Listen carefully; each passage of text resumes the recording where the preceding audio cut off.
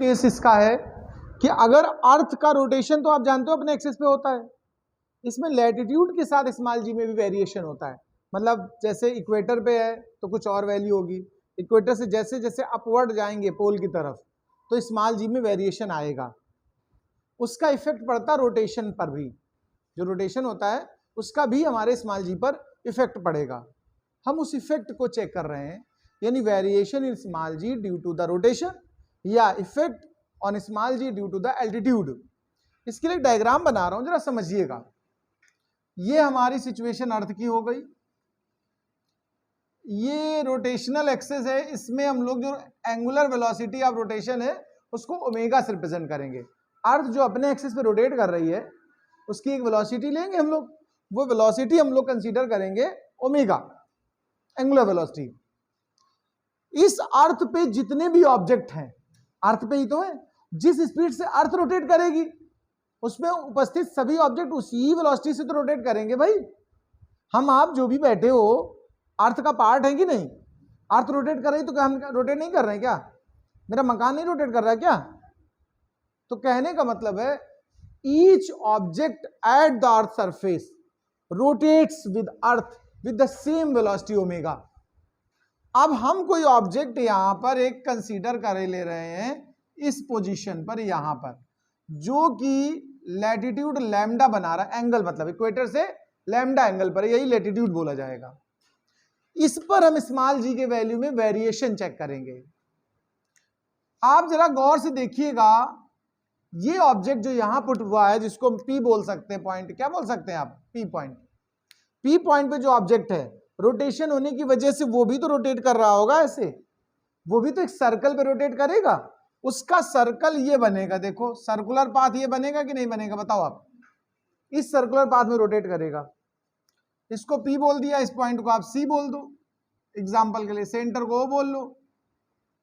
तो अगर हम आपसे कहें तो CP is the radius for this object of the rotation, जबकि अर्थ की रेडियस हम लोग क्या लेट करते हैं? RE।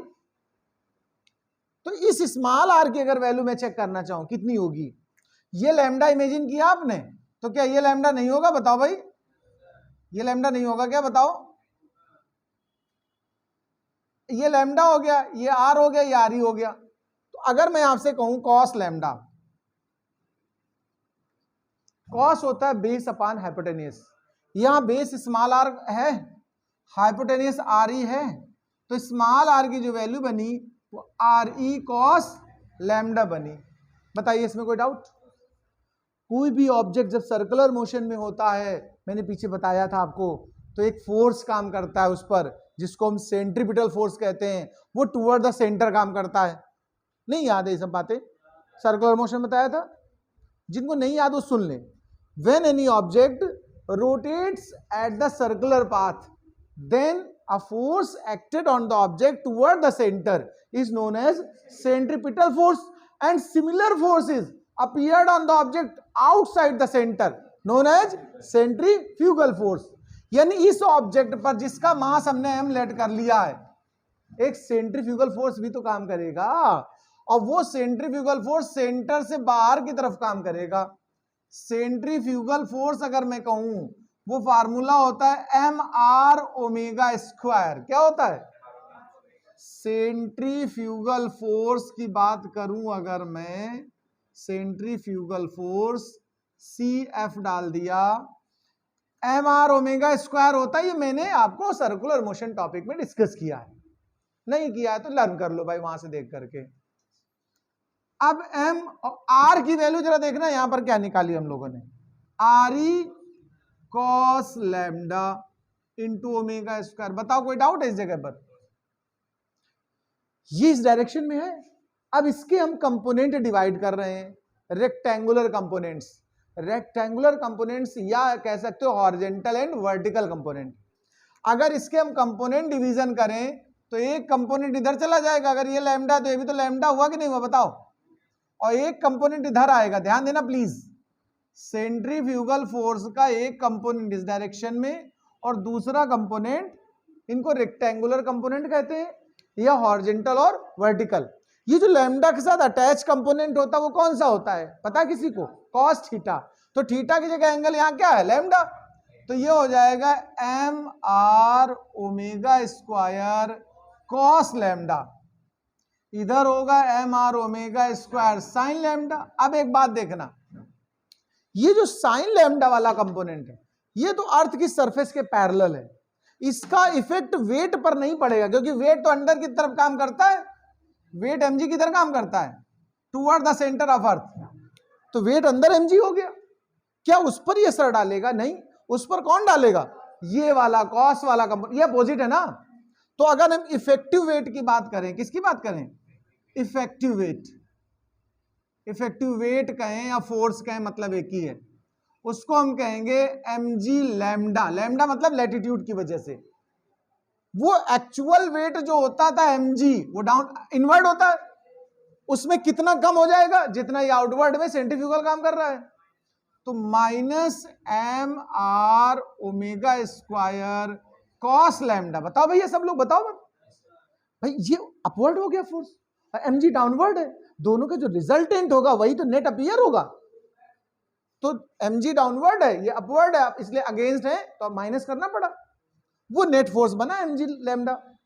m कॉमन ले कैंसिल कर दो, तो g lambda is equal to g minus R omega square cos lambda है।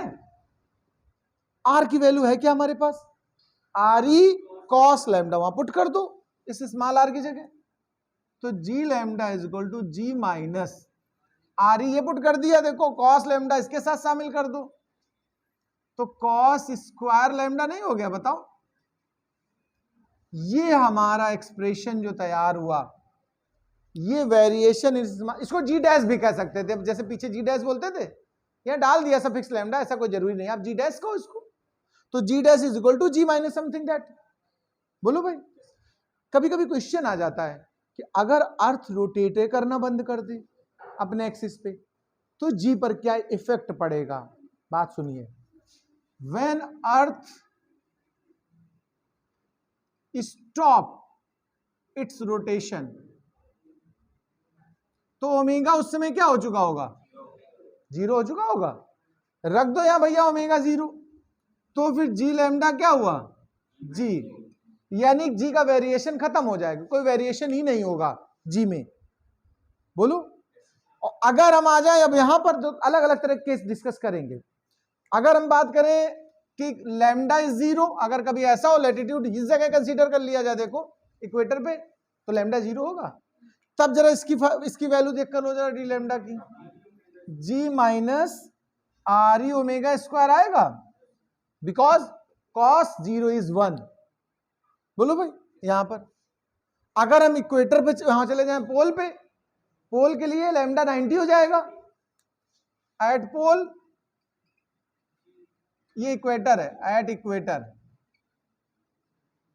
तो यहां लैम्डा हो गया 90 डिग्री, तो फिर वही सिचुएशन हो गई, देखो जी लैम्डा इज इक्वल टू जी ही तो आया।